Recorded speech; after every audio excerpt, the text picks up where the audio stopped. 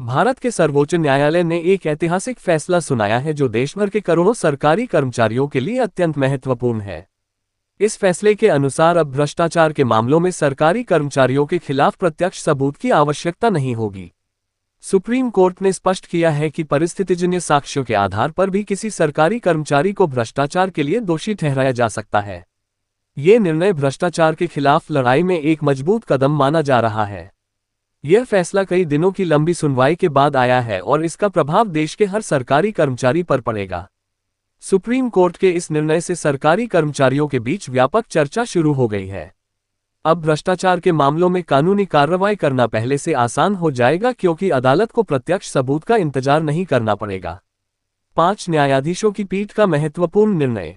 Supreme court की 5 न्यायाधीशों की पीठ ने भ्रष्टाचार से जुड़े एक महत्वपूर्ण मामले में यह ऐतिहासिक फैसला सुनाया है।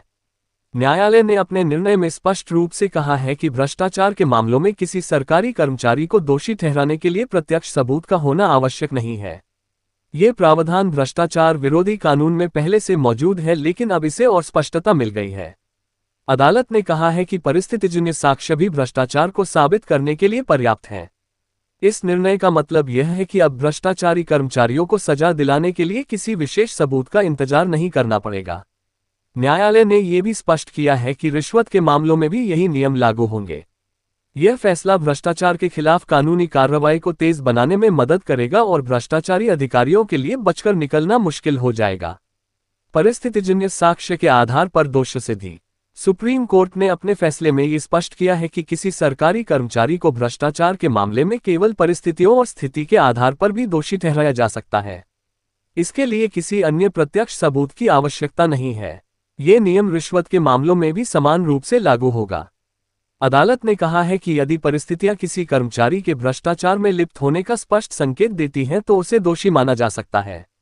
ये निर्णय उन मामलों में विशेष रूप से महत्वपूर्ण है जहां भ्रष्टाचारी अधिकारी सभी सबूत मिटा देते हैं या गवाहों को डरा धमकाकर चुप करा देते हैं। अब न्यायालय परिस्थितिजन्य साक्ष्यों के आधार पर भी न्याय कर सकेगा।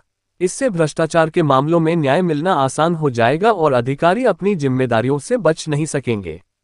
भ्रष्टाचारी अधिकारियों को कानूनी कटघरे में लाने की चुनौती। सुप्रीम कोर्ट ने अपनी टिप्पणी में यह महत्वपूर्ण बात कही है कि किसी भ्रष्ट सरकारी कर्मचारी या अधिकारी को कानूनी कटघरे में लाना बेहद कठिन काम है।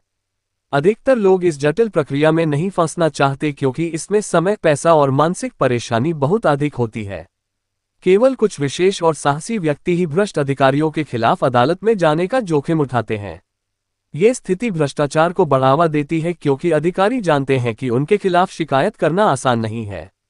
न्यायालय ने यह भी कहा है कि भ्रष्टाचार के मामलों में अक्सर गवाह मिलना मुश्किल होता है क्योंकि लोग डर जाते हैं या फिर भ्रष्टाचारी अधिकारी उन्हें डरा धमकाकर चुप करा देते हैं। इसीलिए परिस्थितिजन्य साक्ष्य का महत्व और भी बढ़ जाता है। अब अदालत को गवाहों पर पूरी तरह निर्भर नहीं रहना पड़ेगा। मृत गवाहों के मामले में भी न्याय संभव। सुप्रीम कोर्ट के इस फैसले की एक और महत्वपूर्ण विशेषता यह है कि अब उन मामलों में भी न्याय मिल सकेगा जहां शिकायत करने वाला व्यक्ति मृत्यु या किसी अन्य कारण से मौजूद नहीं है। अक्सर ऐसा होता है कि भ्रष्टाचार के खिलाफ आवाज उठाने वाले लोगों को डराया जाता है या फिर समय के साथ गवाह गायब हो जाते हैं। अब इन परिस्थितियों में भी न्यायालय परिस्थितिजन्य साक्ष्यों के आधार पर फैसला सुना सकेगा। ये प्रावधान भ्रष्टाचार के खिलाफ लड़ाई में एक मजबूत हथियार साबित होगा। यह फैसला सरकारी कर्मचारियों के बीच व्यापक चर्चा का विषय बन गया है क्योंकि अब उन्हें पता है कि भ्रष्टाचार के मामले में बचकर निकलना आसान नहीं होगा। अब वे यह नहीं सोच सकते कि सबूतों के अभाव में वे सुरक्षित हैं। न्यायालय का ये संदेश स्पष्ट है कि भ्रष्टाचार के लिए कोई भी स्थान नहीं है। उच्च अधिकारियों के खिलाफ भी सख्त कार्रवाई का आह्वान। सुप्रीम कोर्ट ने अपने फैसले में यह महत्वपूर्ण बात कही है कि भ्रष्टाचार के मामलों में चाहे उच्च स्तर के अधिकारी जैसे आईएएस या आईपीएस भी आरोपी क्यों न हो, आम जनता को ऐसे भ्रष्ट अधिकारियों को दंडित कराने में पीछे नहीं हटना चाहिए। न्यायालय ने कहा है कि तभी देश से भ्रष्टाचार का पूर्ण उन्मूलन संभव हो सकेगा। अदालत ने यह भी कहा है कि भ्रष्टाचार के मामलों में शिकायत करने वाले और जांच करने वाले दोनों को पूरी ईमानदारी और समर्पण के साथ अपनी भूमिका निभानी चाहिए। ये संदेश विशेष रूप से महत्वपूर्ण है क्योंकि अक्सर देखा गया है कि उच्च पदस्थ अधिकारियों के खिलाफ कार्रवाई करने में झिझक होती है।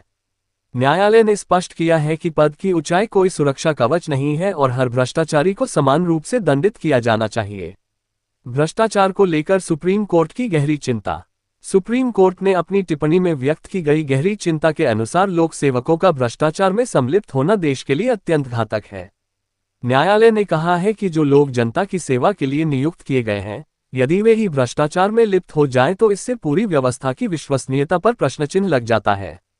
अदालत ने स्पष्ट किया है कि रिश्वतखोरी और भ्रष्टाचार के आरोपियों के प्रति किसी भी प्रकार की नरमी नहीं बरती जा सकती। न्यायालय का ये दृढ़ रुख भ्रष्टाचार के खिलाफ एक मजबूत संदेश है। अदालत ने ये स्पष्ट किया है कि भ्रष्टाचार केवल व्यक्तिगत अपराध नहीं है, बल्कि यह पूरे समाज और देश के विकास में बाधक है। इसलिए इसके खिलाफ सख्त कार्रवाई आवश्यक है। विशिष्ट न्यायाधीश एवं अपर जिला एवं सत्र न्यायाधीश क्रम संख्या 1 द्वारा मादक पदार्थ डोडा पोस्ट के आरोपीगण धर्मवीर व सुरजीत सिंह को धारा 8/15 एनडीपीएस एक्ट के अपराध को अभियोजन द्वारा संदेह से परे अपराध प्रमाणित नहीं किए जाने के परिणाम व बचाव पक्ष के अधिवक्ता के तर्कों को स्वीकार करते हुए आरोप धारा 8/15 एनडीपीएस एक्ट के अपराध से धर्मवीर व सुरजीत सिंह को दोषमुक्त किए जाने का निर्णय पारित किया। मामला वर्ष 2010 पुलिस थाना भिनाई एसएचओ मई जाप्ते दौरान कायम गश्त बांदनवाड़ा देवनारायण मंदिर के पास धर्मवीर व सुरजीत सिंह निवासीगण पंजाब को उनके पास शोल्डर बैग में संदिग्ध वस्तुओं तलाशी लिए जाने पर धर्मवीर के कब्जे से 6 किलोग्राम व सुरजीत सिंह कब्जे से 5 किलोग्राम डोडा पोस्ट की थैलियां बरामद की गई। उनके विरुद्ध विशिष्ट न्यायालय में चालान पेश किया गया। अभियोजन ने 16 गवाह व दस्तावेज प्रदर्श कराए। बचाव पक्ष के अधिवक्ता मोहम्मद हुसैन, अशफाक हुसैन, इकबाल हुसैन एडवोकेट्स द्वारा बरामदशुदा मादक पदार्थ के संबंध में तर्क प्रस्तुत किया कि अभियोजन द्वारा आज्ञापक प्रावधानों की पालना नहीं की है तथा एफएसएल परीक्षण में नमूना सैंपल के निष्कर्ष में डोडा पोस्ट होना नहीं गया है, जिससे सहमत होकर विशिष्ट न्यायालय के न्यायाधीश आरोपीगण धर्मवीर व सुरजीत सिंह को अपराध धारा 8/15 N0D0P0S0 एक्ट के अपराध से दोषमुक्त करने का निर्णय पारित किया गया।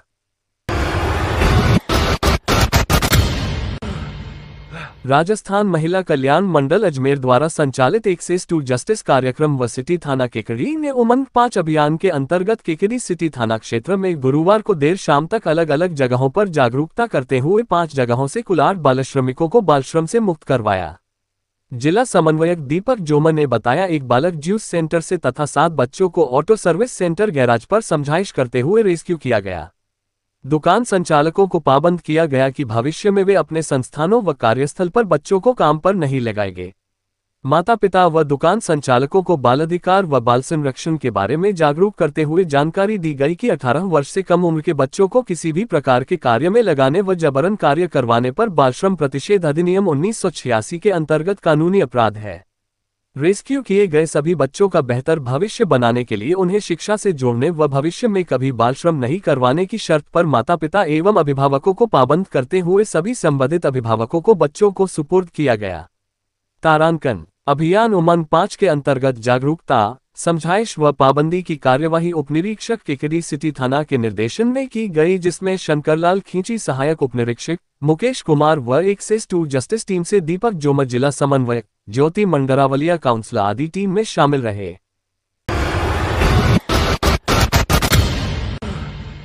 महिला जन अधिकार समिति के तत्वाधान में 27 जून से 2 जुलाई तक सुनो बदलो आगे बढ़ो अभियान चलाया जा रहा है। एक सुरक्षित, समान और सशक्त समाज की ओर। हिंसा पर चुप्पी नहीं, अब होगी बराबरी की बात। अभियान की शुरुआत कोर्ट परिसर में अध्यक्ष तालुका विधिक सेवा समिति केकड़ी एवं अपर जिला एवं सेशन न्यायाधीश संख्या 02 केकड़ी श्रीमान प्रवीण कुमार वर्मा तथा उपखंड अधिकारी केकड़ी सुभाष चंद्र हेमानी और वकील सानिया व घनश्याम वैष्णव द्वारा हरी झंडी दिखाकर की गई। संस्था कार्यकर्ता द्वारा अभियान का उद्देश्य बताया गया, जिसमें एक ऐसा समावेशी और न्यायपूर्ण वातावरण तैयार करना है जहां महिलाएं और लड़कियां बिना किसी डर और भेदभाव के जी सकें। समाज में लैंगिक समानता लाना और महिलाओं लड़कियों के खिलाफ होने वाली हिंसा को समाप्त करने के आशय से इसे शुरू किया गया है। हमारा विश्वास है कि जब समुदाय जागरूक होगा, जब लड़कियां नेतृत्व करेगी और जब स्थानीय तंत्र संवेदनशील बनेगा, तभी एक न्यायपूर्ण और सुरक्षित समाज का निर्माण संभव होगा। उसके बाद अभियान बस स्टैंड से होता हुआ नाटक का आयोजन करते हुए केकड़ी सिटी थाने पहुंचा, जहां एसएचओ कुसुमलता मीना से बच्चों ने मुलाकात की और सवाल जवाब किए।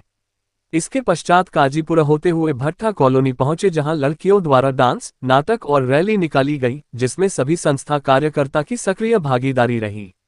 यह अभियान न सिर्फ लड़कियों को नेतृत्व का मंच दे रहा है, बल्कि पूरे समुदाय को ये संदेश भी दे रहा है कि अब चुप्पी नहीं, बदलाव जरूरी है।